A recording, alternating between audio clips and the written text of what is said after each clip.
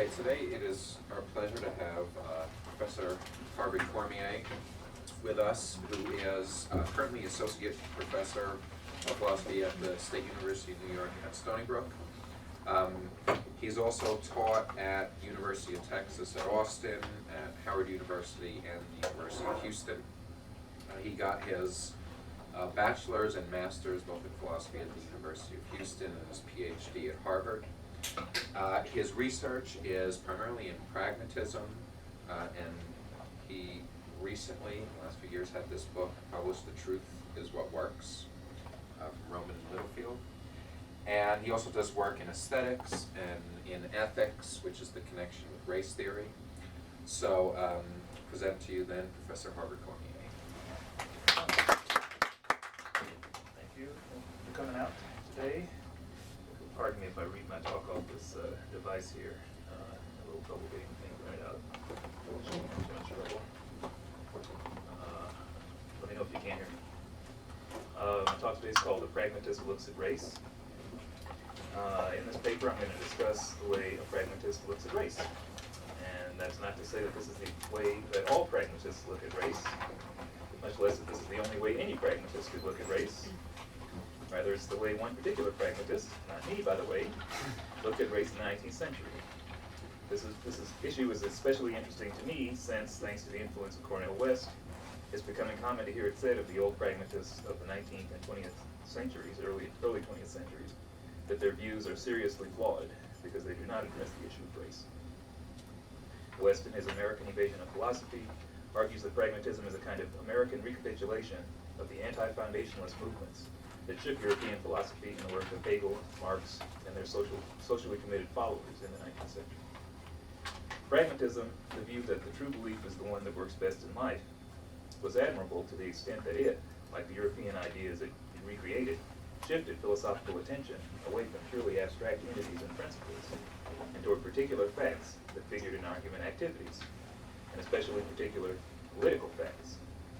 It represented a true and practical humanism, people like West tend to say, but a humanism flawed by its failure to appreciate the ways in which race, class, and gender were real impediments to practical accomplishment for so many Americans.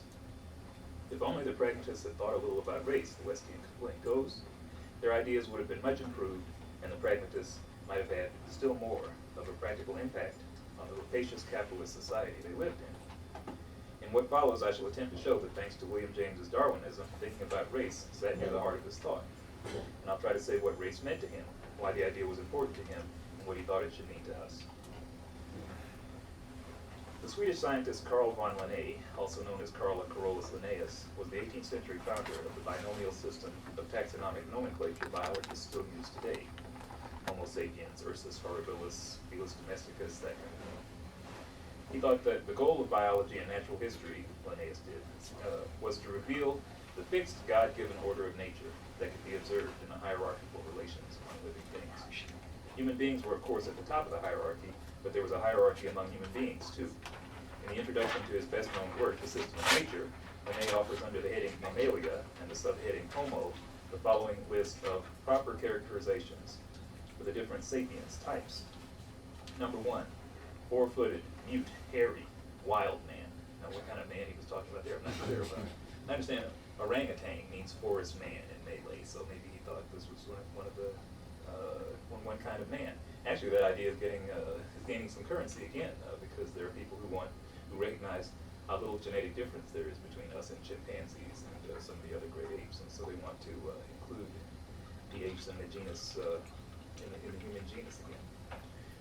Anyway, back to Linnaeus. Number 2, copper-colored, choleric, erect, American, hair black, straight, thick, nostrils wide, face harsh, beard scanty, obstinate, content, free, paints himself with fine red lines, regulated by customs. Right? You can probably recognize him stuff there. Here's another categorization. Fair, sanguine, brawny, European. Hair yellow-brown, flowing, eyes blue, gentle, acute, inventive, covered with close vestments, governed by laws. Nice objective scientific description there. Number 4, sooty, melancholy, rigid, hair black, eyes dark, haughty, covetous, covered with loose garments, governed by opinions. Not sure who he's talking about there, it might be the Arabs. And finally, number 5, black, phlegmatic, relaxed, hair frizzled, skin silky, nose flat, lips tumid, crafty, indolent, negligent, anoints himself with grease, governed by caprice. And we all know who those people are. And it's also not too hard to tell which group is at the top of this heap.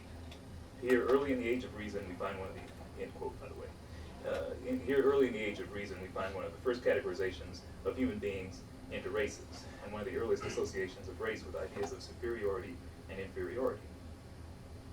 Human beings are categorized and ranked each other before, of course. Aristotle in the Politics relates without disagreement the then accepted idea, accepted among Greeks anyway, that non-Greeks, due to their lack of rationality, were suited to be the slaves of Greeks.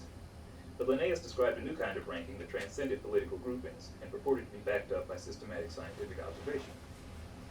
This way of looking at humanity was pervasive, shared in Linnaeus' day by the most famous European thinkers. David Hume in 1748 disdained the idea that the hierarchy was fixed eternally as a creation of God, but he still held on to the idea that differences among the races could be observed scientifically. He held officially, and perhaps predictably, that what he called national characters were mainly due to contingent factors of culture and habituation. But ultimately, he couldn't help believing that racial characteristics that cross national boundaries could be distinguished and used to mark out a ranking among peoples. To his essay of National Characters, Hume appended this notorious footnote, quote, I am apt to suspect that the Negroes, and in general all other species of men, for there are 4 or 5 different kinds, to be naturally inferior to the whites. There never was a civilized nation of any other complexion than white, not even any individual, eminent either in action or speculation. No ingenious manufactures among them, no arts, no sciences. On the other hand, the most rude and barbarous of the whites, such as the ancient Germans, the present Tartars, have still something eminent about them, in their valor, form of government, or some other particular. Such a uniform and constant difference could not happen in so many countries and ages if nature had not made an original distinction between these breeds of men. Not to mention our colonies, there are Negro slaves dispersed all over Europe, of whom none ever discovered any symptoms of ingenuity, though low people without education will start up amongst us and distinguish themselves in every profession. In Jamaica, indeed, they talk of one Negro as a man of parts and learning. It is likely he is admired for slender accomplishments, like a parrot who speaks a few words plainly, end quote. This nasty remark once again flies in the face of Hume's own official view that differences among races are cultural. The most famous or infamous remarks on race by Hume's fellow Aufklärer Kant come from his 1764 Observations on the Feeling of the Beautiful and the Sublime, where he cited Hume's evil little footnote as an observation of fact, and offered this observation of his own, quote, Father Labat reports that a Negro carpenter, whom he reproached for haughty treatment of his wives, answered, and here Kant is quoting the Negro carpenter, you whites are indeed fools, for first you make great concessions to your wives, and afterward you complain when they drive you mad. And it might be, Kant continues, that there was something in this which perhaps deserved to be considered, but in short this fellow was quite black from head to foot, a clear proof that what he said was stupid. End quote. Sounds like the sage of Königsberg could have benefited from a nice critical thinking course. Again, this kind of stuff pervaded the Enlightenment, but the story is a little more complicated than that. For example, Hume's disparagement of blacks is fairly famous, but a less well-known remark from the same essay shows that Hume wasn't particularly impressed by most whites either. Quote, Lord Bacon has observed that the inhabitants of the South are, in general, more ingenious than those of the North, but that, where the native of a cold climate has genius, he rises to a higher pitch that can be reached by the Southern wits. This observation a later writer confirms by comparing the Southern wits to cucumbers, which are commonly all good of their kind, but at best are an insipid fruit, while the Northern geniuses are like melons, of which not 1 in 50 is good, but when it is so, it has an exquisite relish. I believe this mark may be allowed just when confined to the European nations, end quote. So, thanks to natural circumstances such as climate, Northern Europeans, like, say, Hume, were by and large fairly dumb, but they were the people who occasionally produced exceptional, exquisite geniuses, like, say, Hume, while Spaniards and Italians had only a typical low cleverness.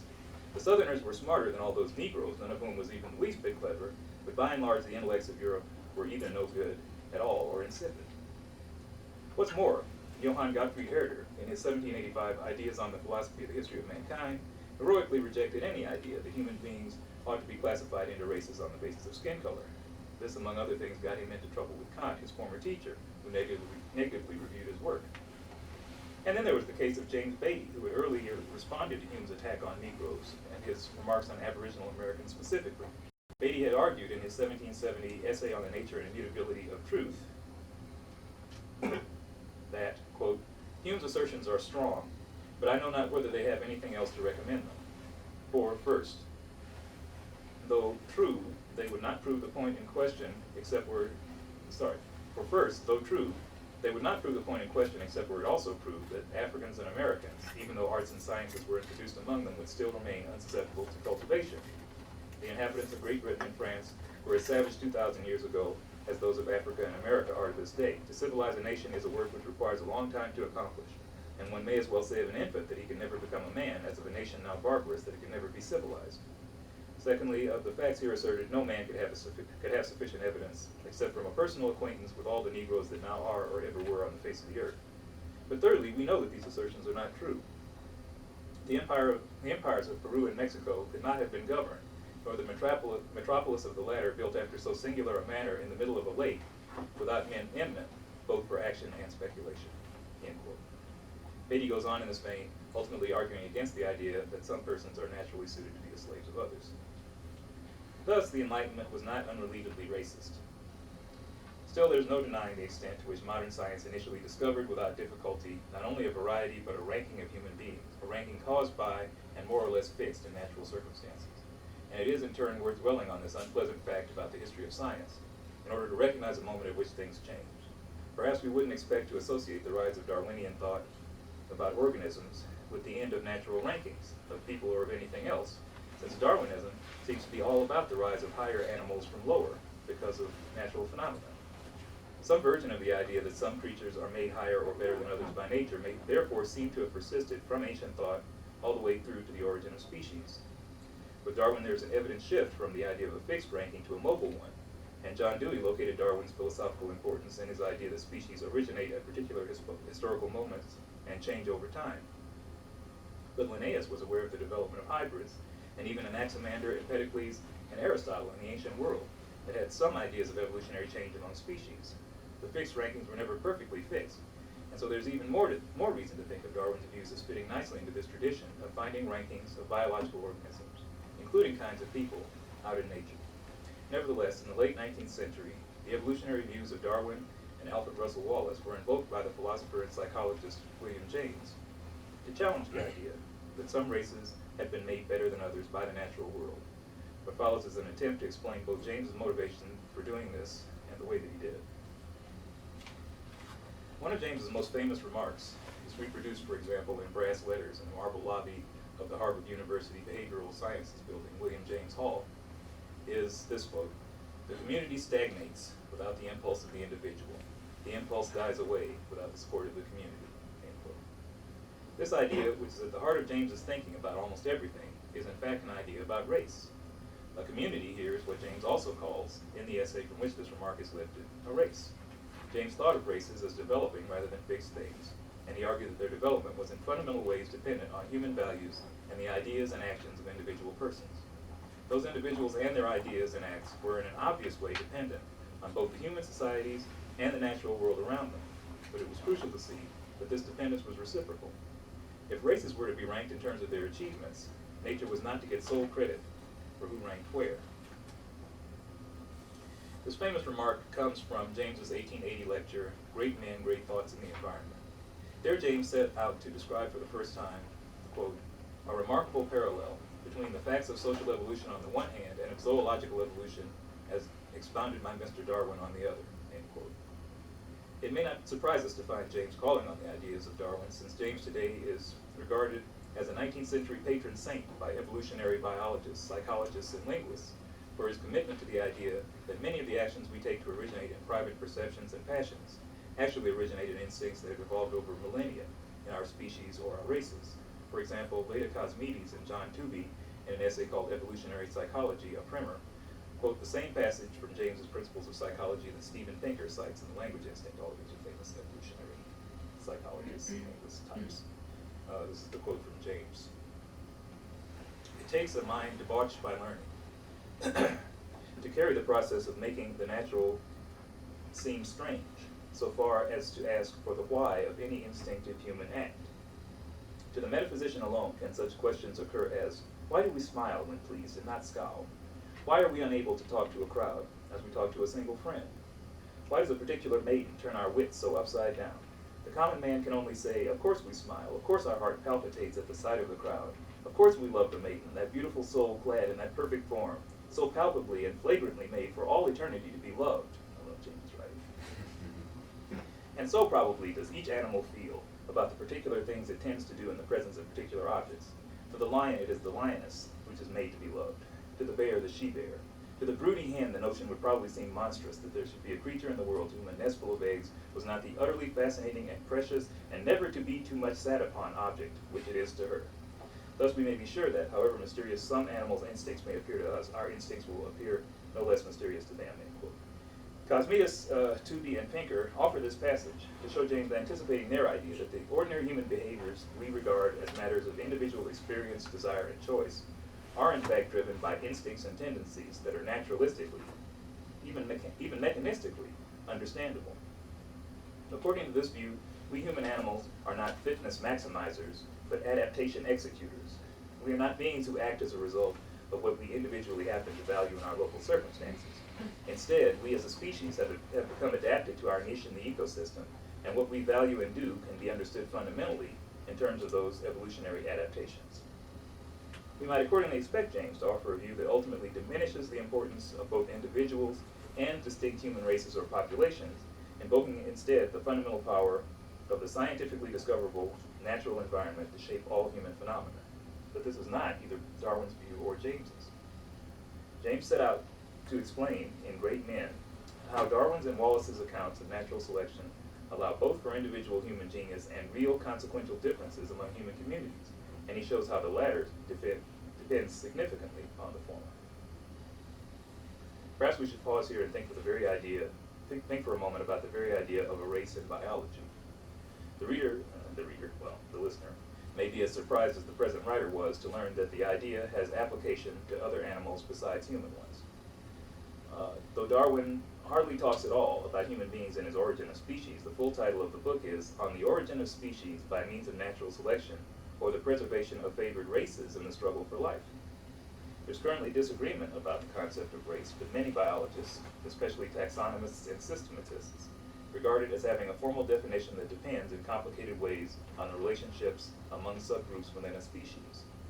Ernst Mayr describes races as, quote, kinds of animals that show no or only slight structural differences, though clearly separated by biological characters, end quote.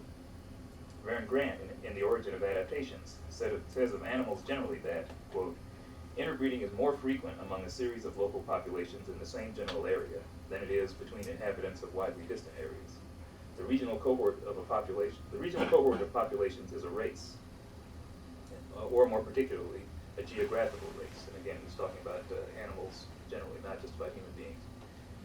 Because interbreeding occurs much more commonly within a geographical region than between regions, each race tends to possess a distinctive and unique ensemble of genetic variations and phenotypic characteristics. Races interbreed where they come into contact. This interbreeding leads to a more or less continuous intergradation between the races in their genetic constitutions and phenotypic characters. The sum total of the races that interbreed frequently or occasionally with one another and that intergrade more or less continuously in their phenotypic characters is the species. So it's very interesting to me that here he's defining species in terms of race. It's clear that there are genetic differences among human populations. That's the end of the quote, by the way, me again. It's clear that there are genetic differences among human populations. Many of these genetic differences correspond to geographic patterns. Some of these genetic differences match observable differences in skin color, body shape, hair structure, and physiology. For example, sickle cell anemia is much more frequent in blacks of African origin than in whites, Asians, Native Americans, or blacks of Australian origin, when you think of the Aborigines as black. Probably because the carrier state of the disease gives resistance to malaria. Likewise, the IB blood group gene is much more frequent in Central Asian populations than among Europeans or Africans, and it is missing entirely among Native Americans and Australians. This kind of thing prompts many scientists, but not all, to speak of the scientific reality of human races. Still, practically no one claims that there's any unique ensemble of genetic variations and phenotypic characteristics that will allow us to place a given person once and for all into one human race rather than another.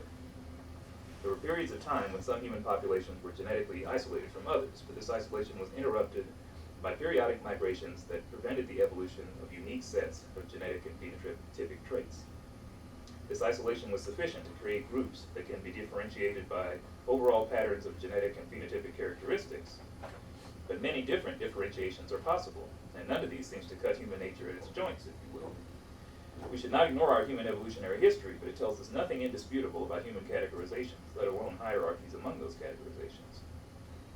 Nevertheless, rightly or wrongly, for better or worse, we still do rank groups of human beings in terms of their accomplishments of various kinds, if not in terms of their natural worthiness. What is responsible for the successes of people in a particular society, community, or race? Most Enlightenment figures said that nature made races what they were. James believed, however, that the greatness of a society, or a race if we want to call it that, depended crucially on the individual great person and her or his individual choices. William James's single most famous comment is one he made in his journal regarding his comeback from a depression brought on by the thought of a universe in which his acts were ineffectual. He said, after coming upon the idea that at least his attention was in his control, quote, "My first act of free will shall be to believe in free will. I will voluntarily cultivate the feeling of moral freedom. I will go a step further with my will, not only act with it, but believe as well, believe in my individual reality and creative power." End quote. James will think of himself as an actor in the world, focusing his attention on his volitions and their results. This theory of himself will become a part of who and what he is, and this interpretation will then, in turn, result in more and more powerful volitions. More than just acting under the idea of freedom, James's decision to interpret himself in this way will change who he is, will create and develop him as a human free agent. I think that the whole of James's philosophy exists in the service of this idea. It's an idea that requires individual freedom of a particular kind, and James's radical empiricism and pragmatism, though they are themselves independent of each other, both amount to efforts to hold out the possibility that individuals can exist and be free in the requisite way. James's arch enemy in the philosophical struggle to make the world safe for this idea is Hegel.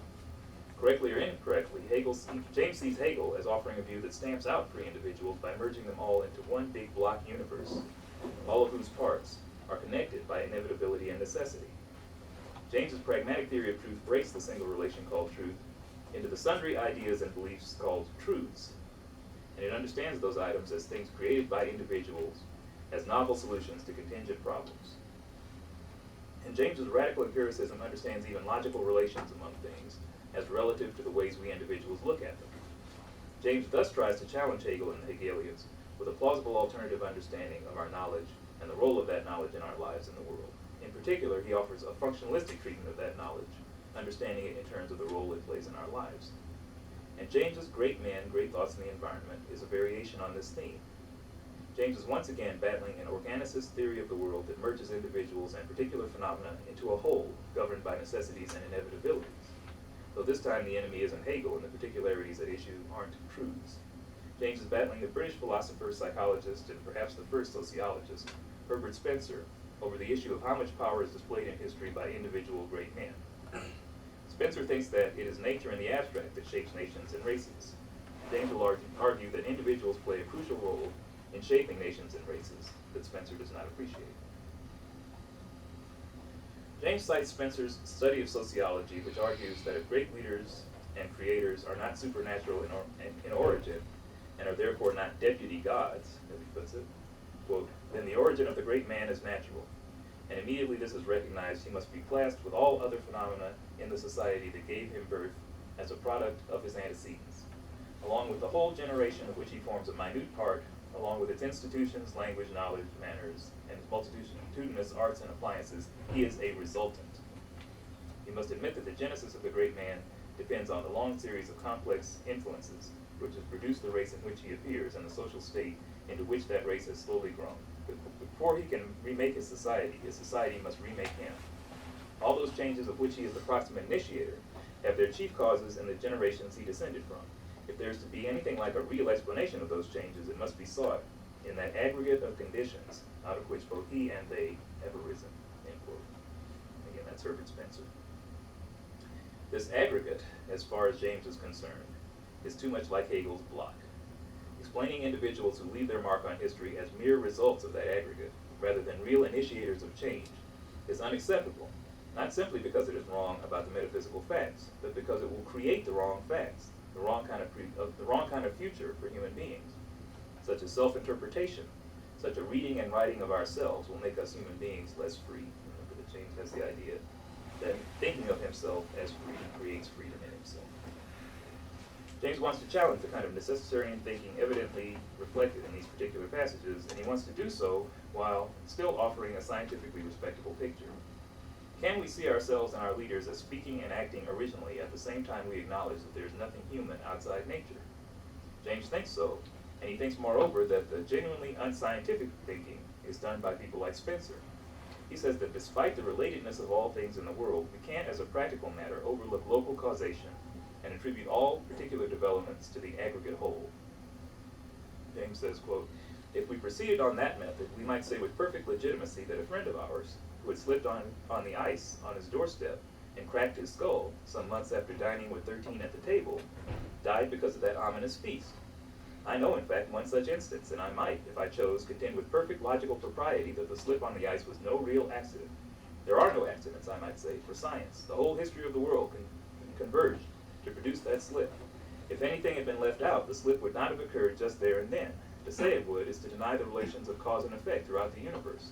The real cause of the death was not the slip, but the conditions which engendered the slip, and among them his having sat at the table 6 months previous, one among 13. That is truly the reason why he died within the year," end quote. James attributes this kind of superstitious holism to Spencer. James says that our real problem is, what are the causes that make communities change from generation to generation, that make the England of Queen Anne so different from the England of Elizabeth, the Harvard College of today so different from that of 30 years ago?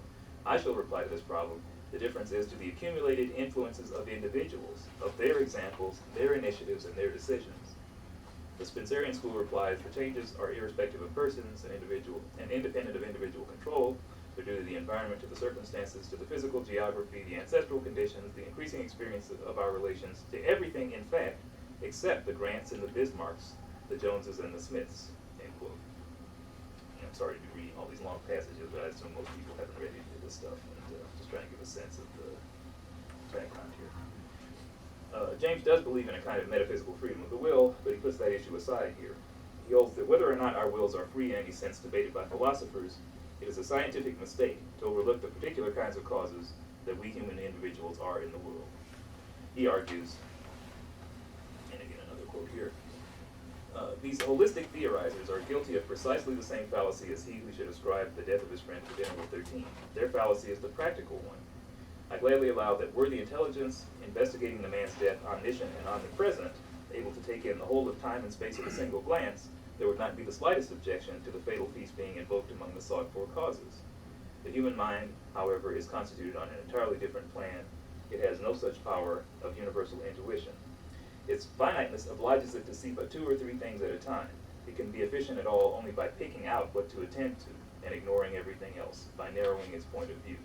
Otherwise, what little strength it has is dispersed, and it loses its way altogether.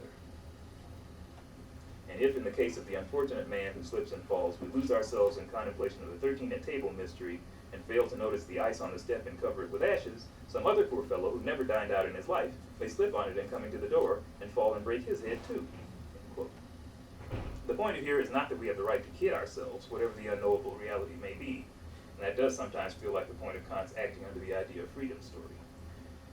Thinking of another way of thinking about freedom. Rather, the point here is that the little strength of the human mind is dispersed and lost, rather than concentrated and increased, when we focus on the world as a whole and ignore particulars, including human particulars. The why of our cause-seeking, the historically conditioned particular motive that sends us looking for the cause of an event, is a scientifically legitimate thing to consider as we carry out our search. And if we do consider it, we find that the causes we are led to are also particularities rather than abstractions like the world as a whole. What's more, we have to consider our own motives if we're going to develop an understanding of the world that will allow us to change it. We must read ourselves as powerful if we want to be powerful. We have to write our freedom if we really want to have it. James says that we can see an actual scientific case of this attention to particularities in what has been called the greatest scientific idea in human history, Darwin's account of evolution by means of natural selection. Daniel Dennett gave Darwin's theory this much praise, perhaps with the idea that it's the greatest case of demystification and the most important case of naturalization in human history. Spencer was an evolutionist too, of course. He read and admired Darwin, and it was he who coined the phrase survival of the fittest.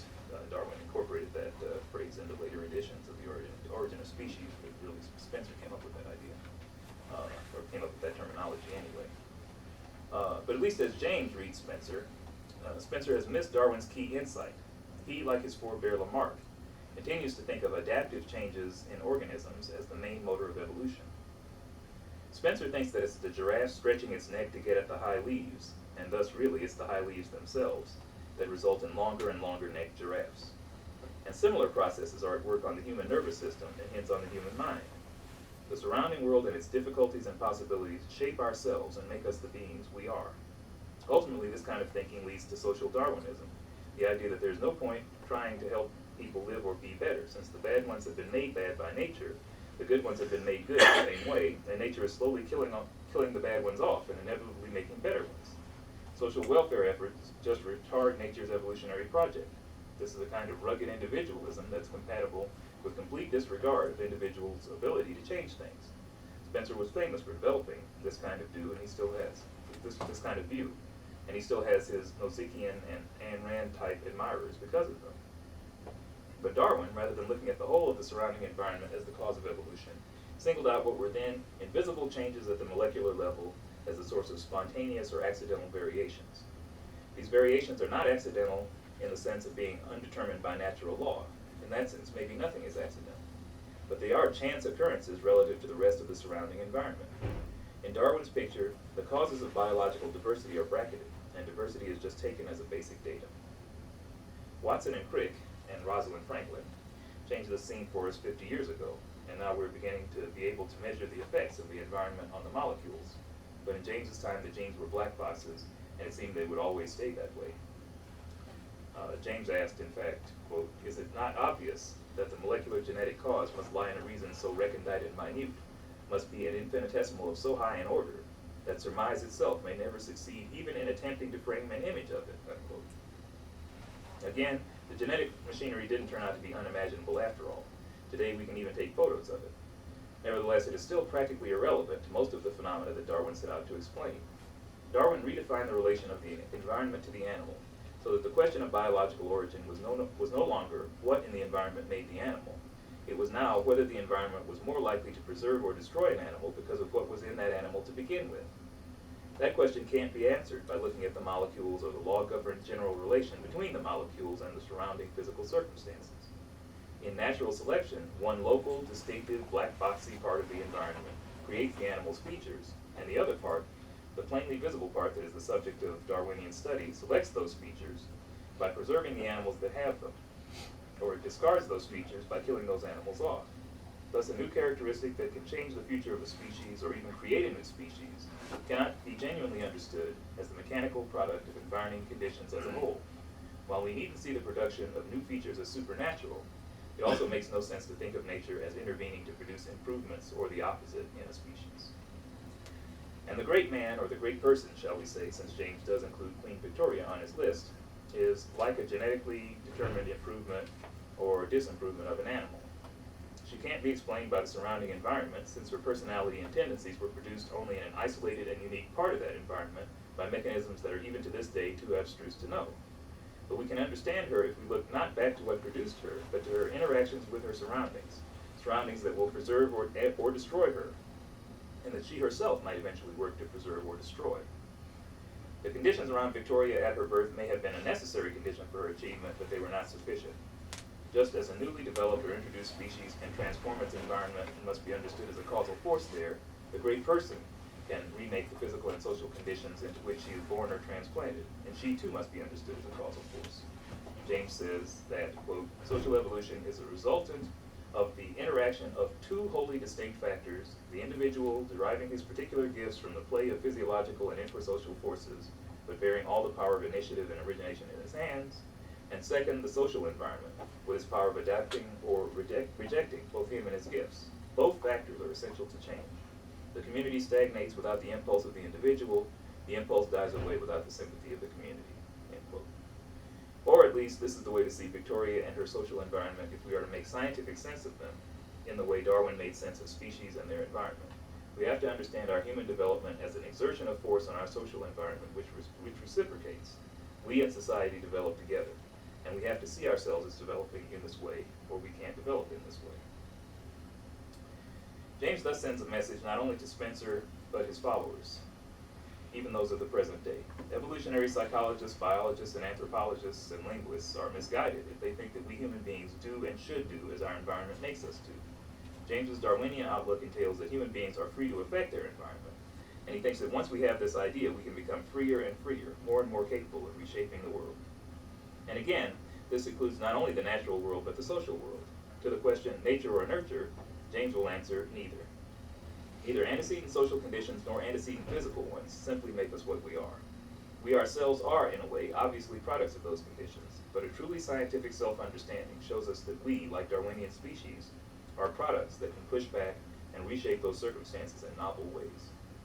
And this means that our races will not develop simply according to natural necessity any more than we individuals will.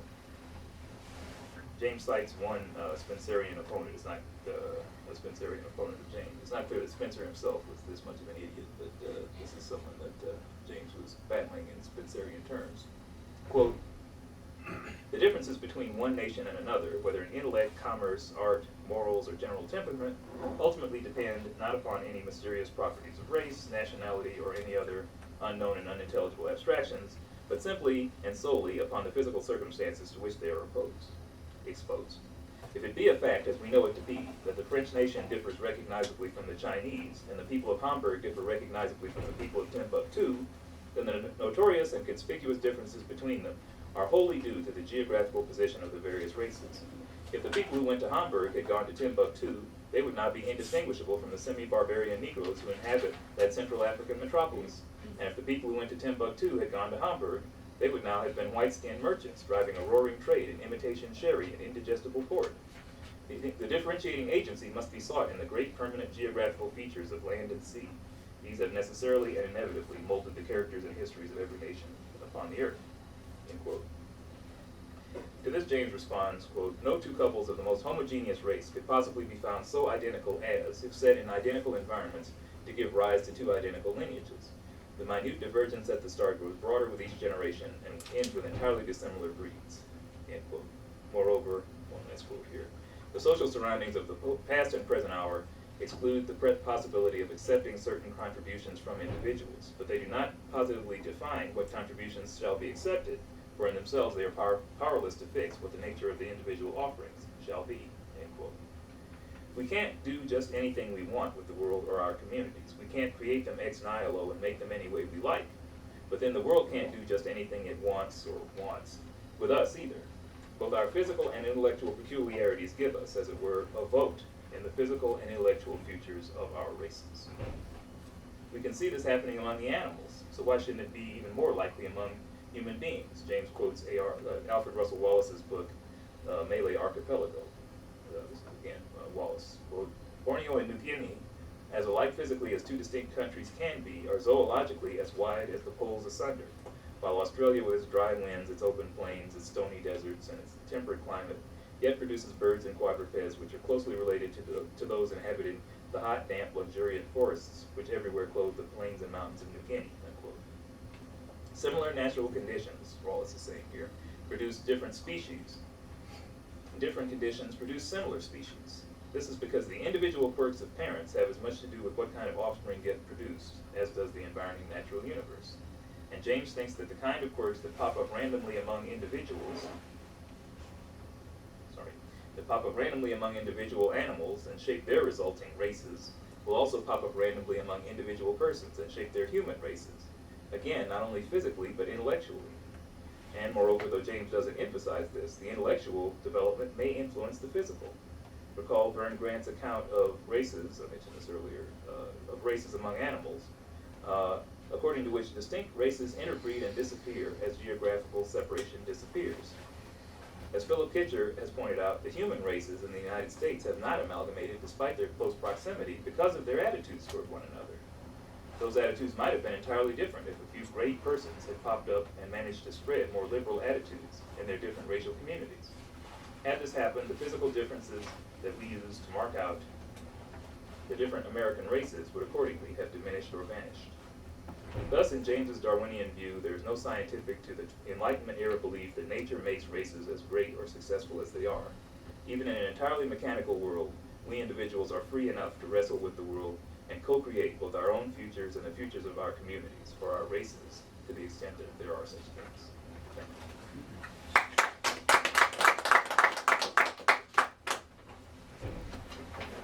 Question?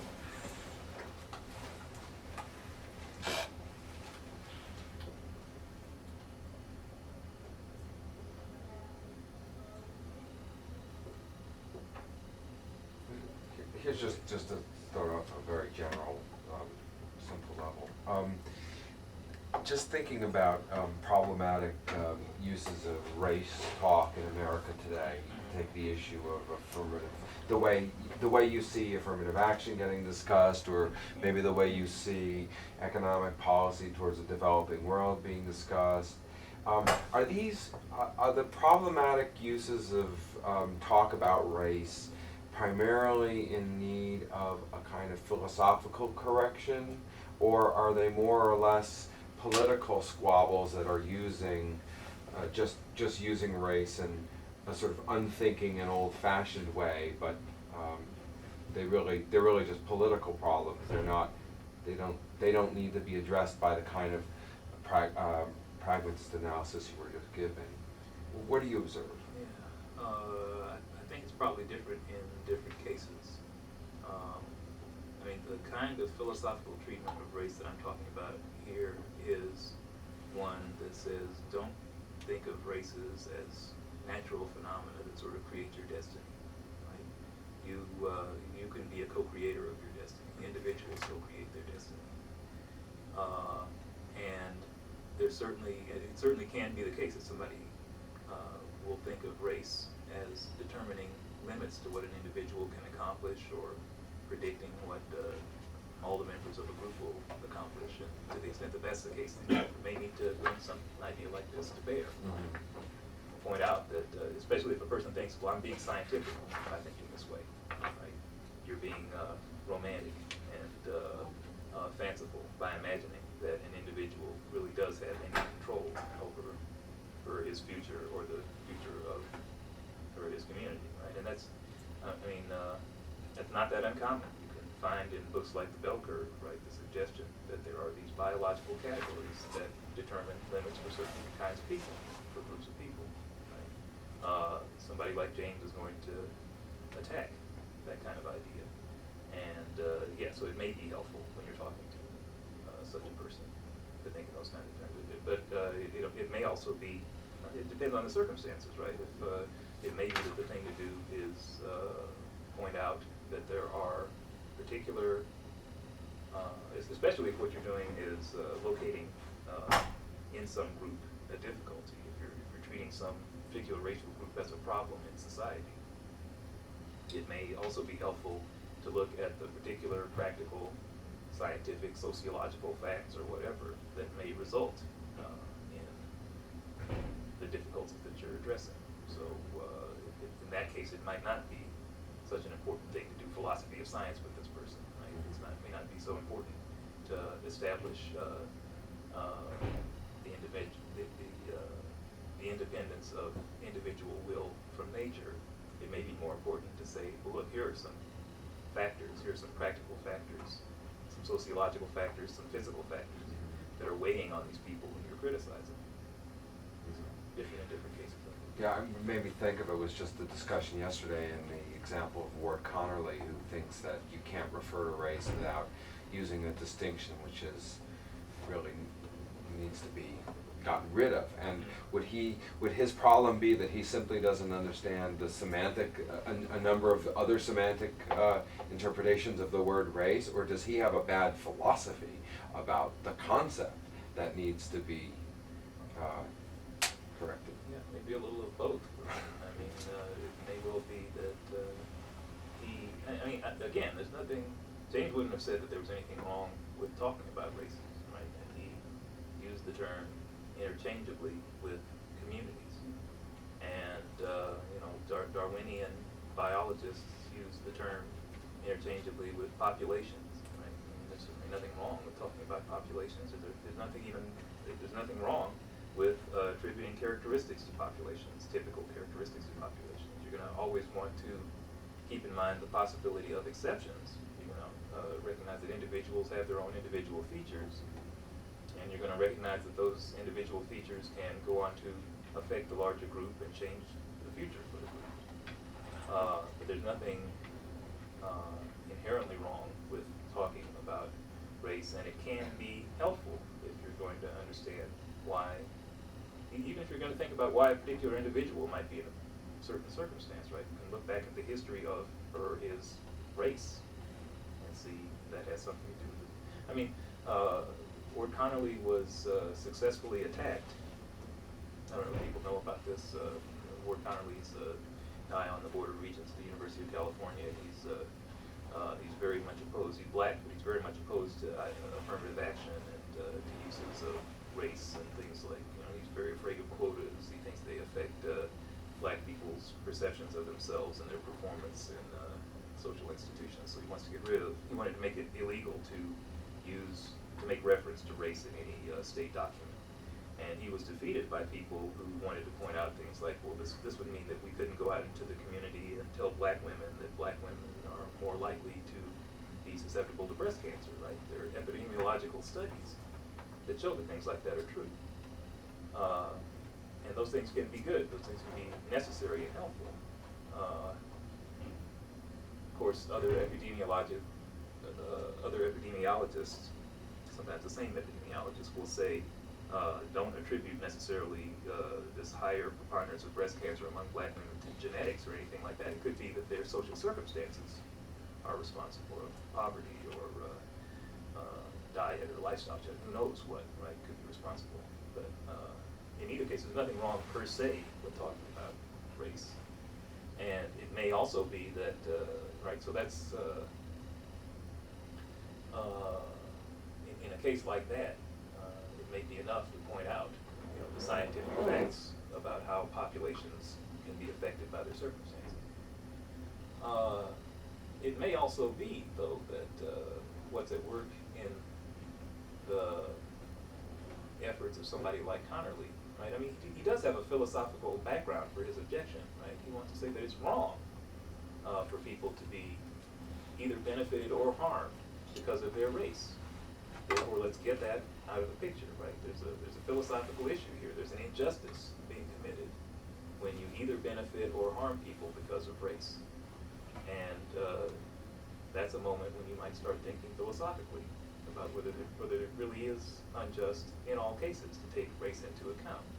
Could it be that people who have been victimized in the past because of race might justly be benefited on account of race as well, or the descendants of people who have been victimized on account of race might justly be benefited? Right, it's a characteristic which would have to be irrelevant to all cases of injustice for him to be right about. Right, exactly. Yeah. And you could certainly make a philosophical argument about that issue.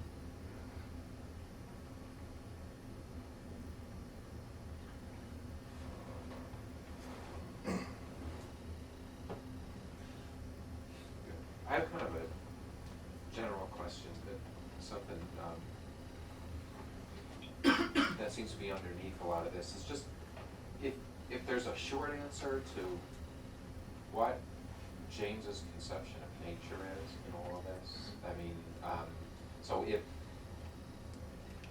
if there's, I guess part of what I'm thinking is, and at the end you said something about, from a quote, even if nature is seen mechanistically or something like that, is it that, I guess one way of thinking of it, is he saying that that nature is not mechanistic and deterministic, or that it is and there's something outside of nature that is playing into this, the place of the individual in shaping communities or races? So I guess just part of what I'm trying to get here is where's nature, where's the line being drawn, right, between nature and something else, or is there a line, and just how will that look like? Right. I mean, I think the historical and maybe even the philosophical importance of Darwin lies in, I mentioned this in passing, right, that's why somebody like Daniel Dennett admires him so much. lies in the fact that he demystified the development of species, including the human species. We're here not because of something supernatural. It's an attempt to naturalize the very interesting fact that we seem to be so well adapted to our environment. We seem to be so fit for the circumstances in which we live. We've developed all these amazing devices like eyeballs, right? Machines that we can't, with all our technology, we can't build an eyeball, right? How in the world could such a thing have come to pass? Well, Darwin gives us a naturalistic explanation of things like that, and he also gives us a naturalistic account of not only our human bodies, but even our human minds. And he goes on to talk about the way sexual reproduction and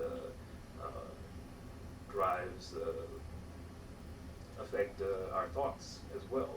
The development of human society is going to be understood in a naturalistic way, according to Darwin. So that's what's so great about him, is that he doesn't draw a line between nature and human endeavors or animal life in the way that the thinkers before him did. Still, though he wants to recognize that you can't attribute everything that happens to nature as a whole. Right? You want a short characterization of James's picture of nature. You give a sort of negative one. It's not a block, right? It's not a thing that all fits together, everything inevitably developing according to regular rules that you can sort of spell out in advance. Nature has an open future. Nature is a thing that changes. Darwin was into earthworms, and point out that give enough earthworms enough time, they'll change Rocky Mountains into rolling hills. Right? They have done this in the history of the Earth.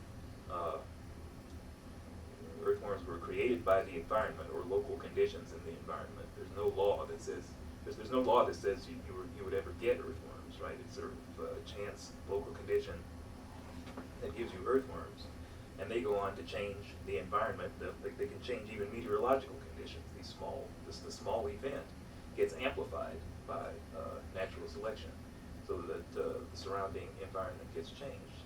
And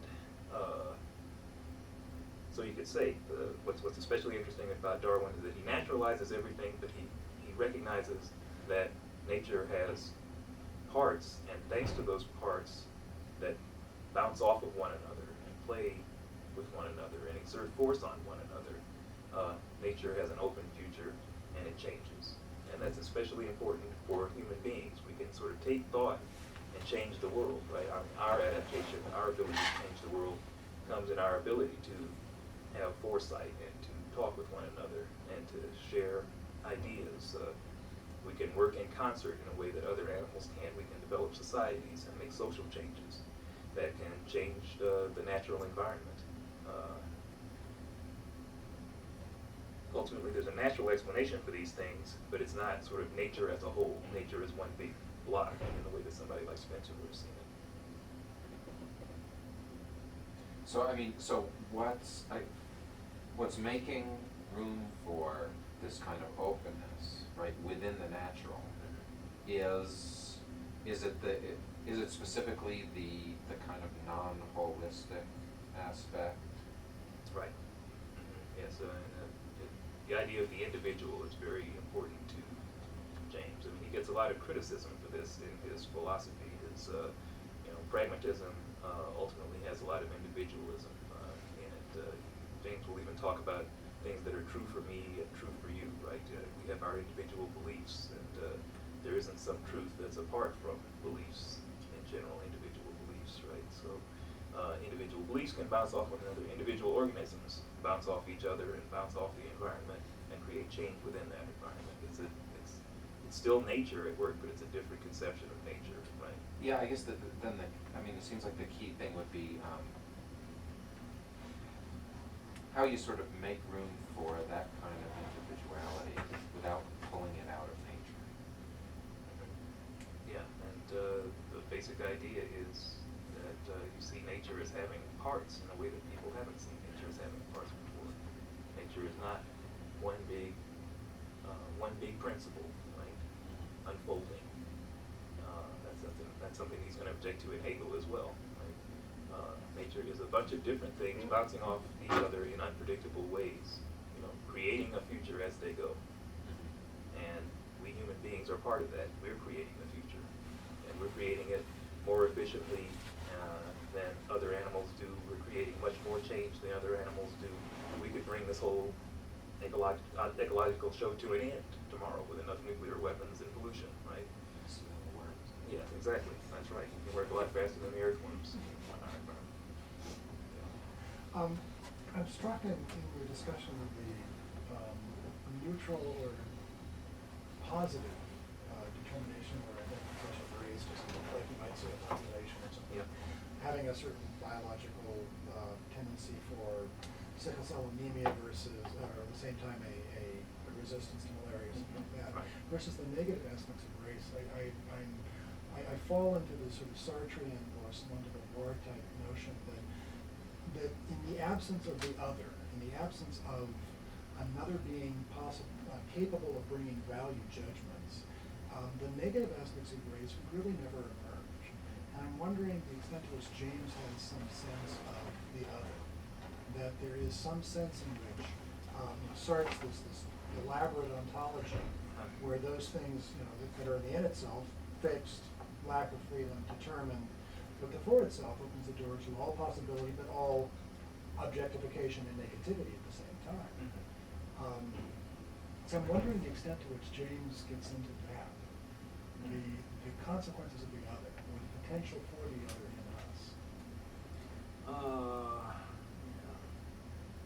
I think that, again, what's especially interesting about Darwin in intellectual history is that he sort of breaks down this distinction between the in itself and the for itself, right, in a way that never had been done before. Right? He wants to locate choice and activity in nature in a certain way, right? Nature selects things. Nature has goals. Nature not only has goals, but provides goals to the creatures it creates and so forth. Even if it's just a greater possibility to choose one thing versus another due to circumstances, you can have a greater prediction of an individual choosing in a certain circumstance one thing as opposed to another circumstance choosing something else. Right, yeah. I mean, nature has given us wants. Nature gives us instincts and desires and so forth, right?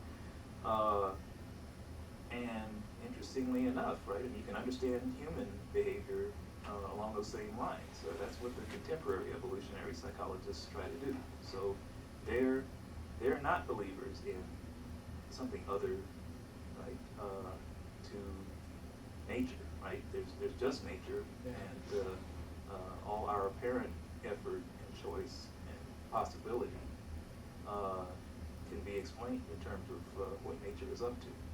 And that, in a way, and oddly enough, they take James as a patron saint. They figured that James also, when he locates a lot of our behavior, a lot of our desire, a lot of the things that we take to be most personal to us as originating in instinct, the evolutionary psychologists will say, okay, well, James is one of us.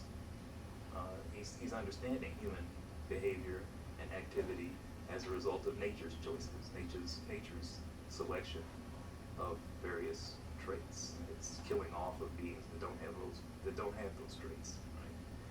And what I'm trying to argue is that they're mistaken, right? That their view is more Spencerian than Jamesian.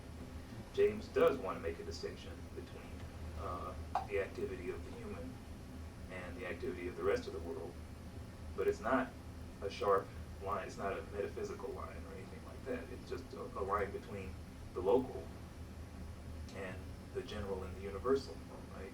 Local events, local natural events can affect the larger environment, can change the larger environment. But does that not then make choice randomness? Well, James is not afraid of randomness. James doesn't mind the idea of random chance. He doesn't insist on it here in the sort of stuff that I'm talking about, because he wants to speak even to scientists who believe that the world is completely mechanically closed. Right? He wants to say that as long as you can make a distinction between the local and the general, that'll do it. Right? that'll be enough of a way of establishing that there's an open future. It may be a mechanistically closed future, but it's still open in a certain kind of way.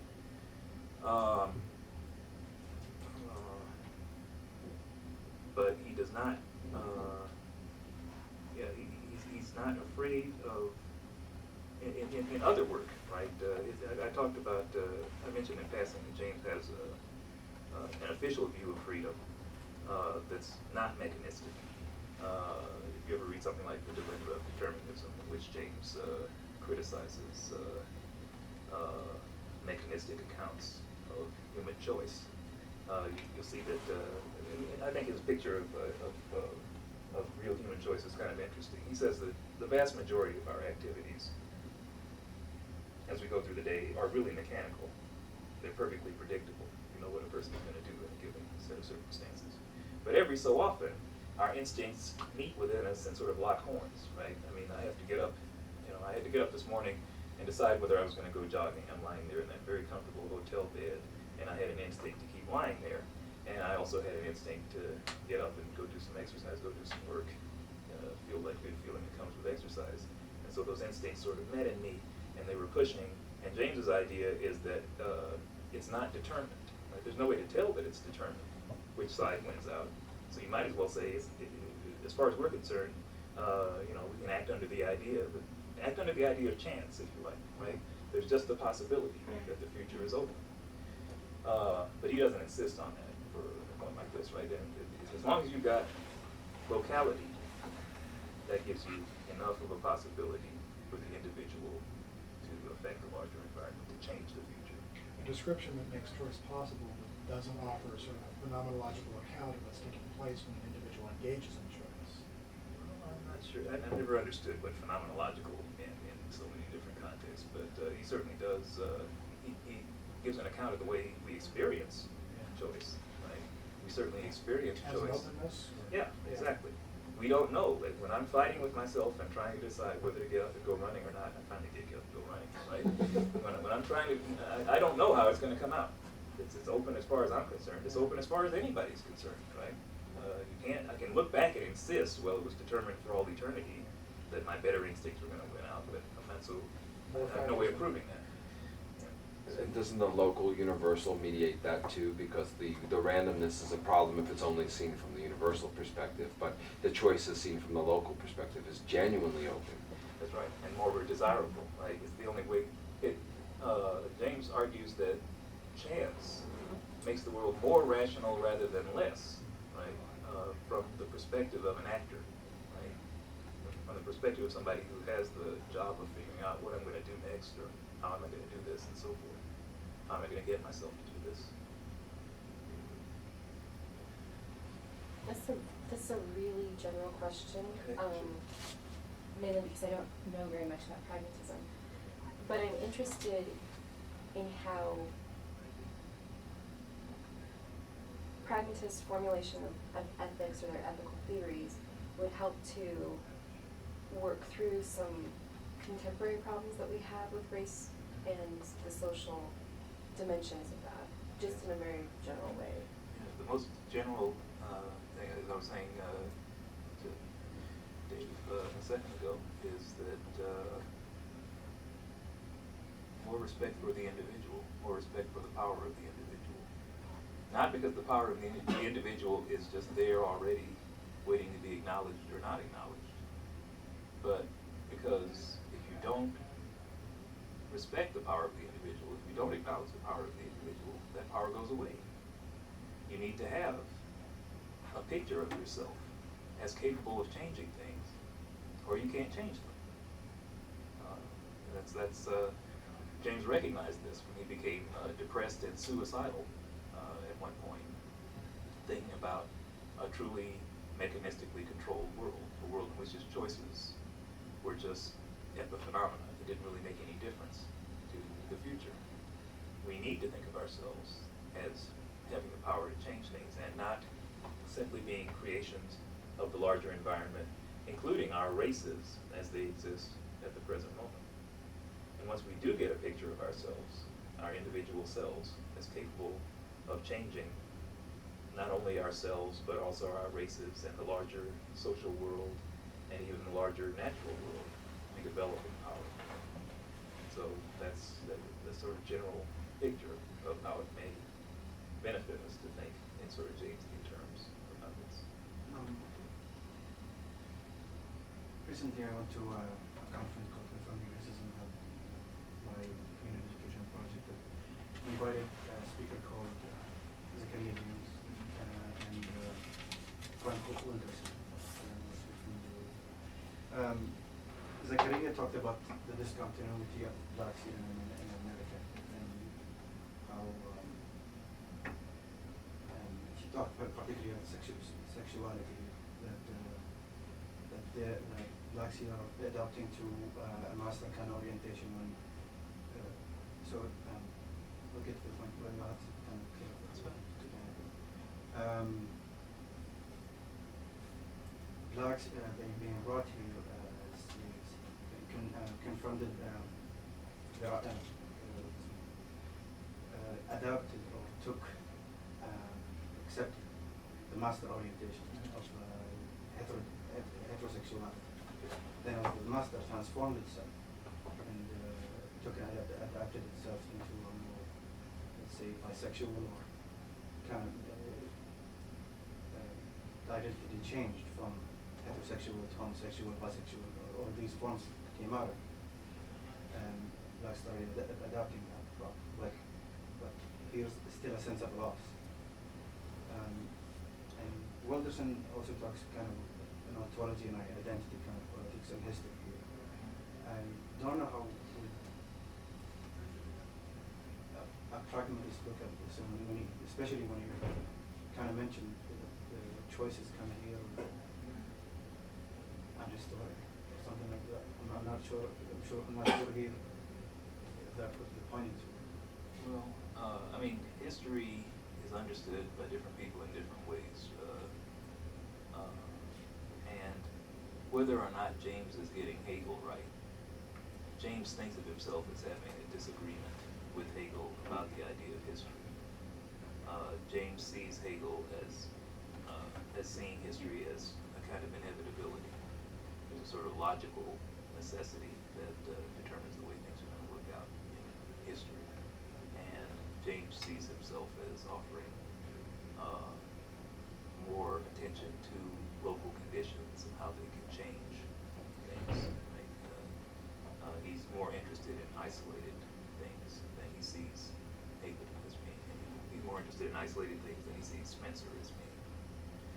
He thinks that these isolated individuals can develop races, and that those races in turn, right, considered as separate entities from other races around them, can have a larger impact in the world, change the whole history of the world. He thinks that some races have more of an impact on world history than others, and that this is always going to be due in part to the effects of singular individuals within those races or communities or populations or groups and so on. So, I mean, I don't know details of the position. I think they're more influenced by Foucault. And the idea of religion, power, and knowledge. Yeah, I mean, I've worked some on Foucault, and I've never really exactly understood what the dead hand of power is supposed to be like, but to the extent that it's something that's working independently of human choices and human activity, James is going to be a little skeptical of this idea, to the extent that people can't sort of seize their fate in their hands and change the future. Right? That's something that James is going to try hard to reject. Not only because he thinks it's wrong philosophically, wrong about the ontology of human beings or whatever, but he thinks it's the wrong attitude to adopt if you're really going to try to make things better in the world. He thinks that it's important to try to make things better in the world. James sees human life as fundamentally a struggle. And intellectual life as well, right? That's why the truth is what works. The truth is what works in this struggle to make the world better. So that to the extent that racial formations in America are understood as things that were inevitable given certain historical circumstances, James is going to be critical of that.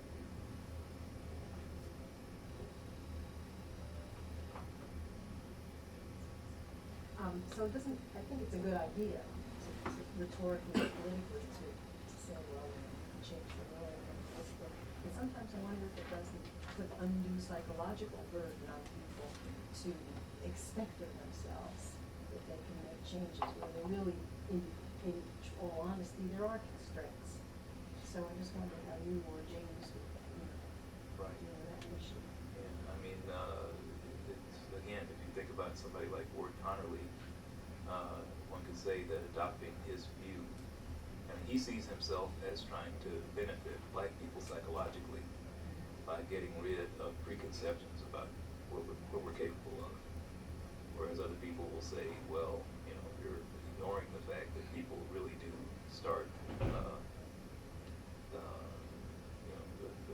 other people in the society have a head start relative to blacks, and insisting that blacks sort of pull themselves up by their own bootstraps. What's the old joke? I mean, you can't pull yourself up by your bootstraps if you don't have any shoes. So, of course, you have to recognize that there are physical constraints. I mean, I say at one point in the paper, we individuals can't just do whatever we like with the world, but we can do a lot. We can do more than we think, and sometimes it's an impediment to accomplishing things if we think of ourselves as creatures of our environment. Right? That the world just shapes us. The world just, our fate is laid out for us. If we think that way, thinking makes it so. And we have to keep in mind the possibility that James is fond of little stories about, if you ever read The Will to Believe, right? He's fond of stories about the fellow who approaches the woman with the idea that she will love me, right? As opposed to the fellow who approaches the woman with the idea that, well, maybe she'll like me and maybe she won't, right? Who's going to be more successful? It's going to be the person with confidence. Belief in a fact can help create the fact. So belief in freedom, belief in your individual power can create individual power. That's at the center of James's ideas. And it can create power for you, and create power for your society. That's how a society grows. That's how your race, if you like, can grow. If you want to help your people, you have to think of yourself as capable of making changes within your group. You can't just think of yourself as a creation of the circumstances that have surrounded your group. Yeah, I mean, I think I've been thinking about the women's movement maybe 15 or so years ago. There was more of the idea that, you could teach girls to act certain ways, and not, and then what we found out was that some of these ways of being that were gendered were so recalcitrant and so deeply embedded that it took more than sitting them down and saying, look here. Yeah. You don't have to live with male abuse. There's so much. It's so much more. It's so more deeply embedded than that. So that's just sort of the way I was thinking. That there's some of it is so psychologically embedded. Sure. That it's perhaps putting expectation on an individual to say, you just go do it. So I don't know. There's obviously what you say is true rhetorically. Yeah, but nobody would say, I don't think James would say, and I certainly wouldn't say that confidence is a sufficient condition for creating change, but it may be a necessary condition. It may be the minimum. Yeah. And nobody would say that the society and the physical world that you find yourself in don't have a lot of power, but they don't have the only power. Yeah. It's important to recognize that. Okay, well, thanks, Harvey.